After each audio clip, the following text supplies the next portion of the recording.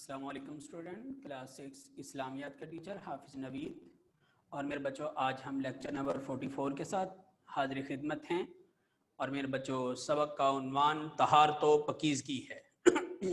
جی میرے بچوں، کل کے لیکچر میں ہم نے اس کے 1 سے لے کر 5 تک شارٹ کوسچن کیے تھے اور 7 MCQs کیے تھے۔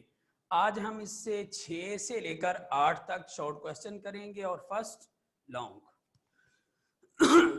جی میرے بچوں سنیں، حضور اکرم صلی اللہ علیہ وسلم لوگوں کو مسجد میں کیا چیزیں نہ کھا کر آنے کی تاکید فرماتے؟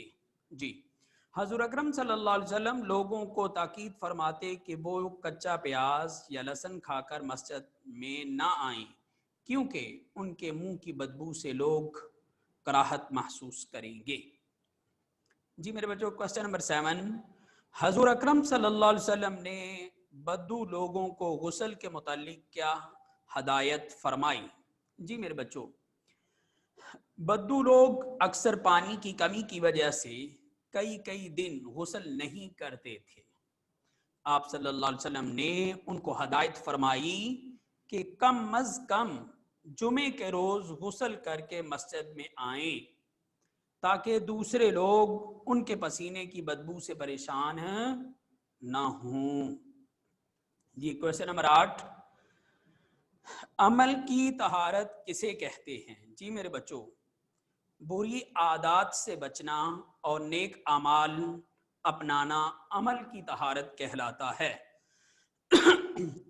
پاک صاف انسان اپنے آپ کو بری عادات مثلاً غیبت، فضول خرچی، جھوٹ، حسد، کینہ اور بے حیائی سے بچاتا ہے۔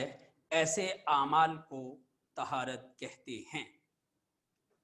جی میرے بچوں پہلا لانگ کوسچن دیکھیں، طہارت سے کیا مراد ہے؟ جی میرے بیٹوں، طہارت سے مراد پاکیزگی ہے۔ عربی زبان میں پاکیزگی کو طہارت کہتے ہیں۔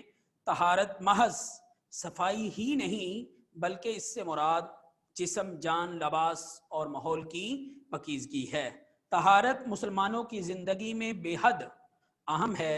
عبادت کے لیے طہارت ضروری ہے۔ نبی پاک صلی اللہ علیہ وسلم طہارت کا بہت اہتمام فرماتے تھے، یہاں تک کہ آپ صلی اللہ علیہ وسلم نے طہارت کو ایمان کا حصہ قرار دیا ہے۔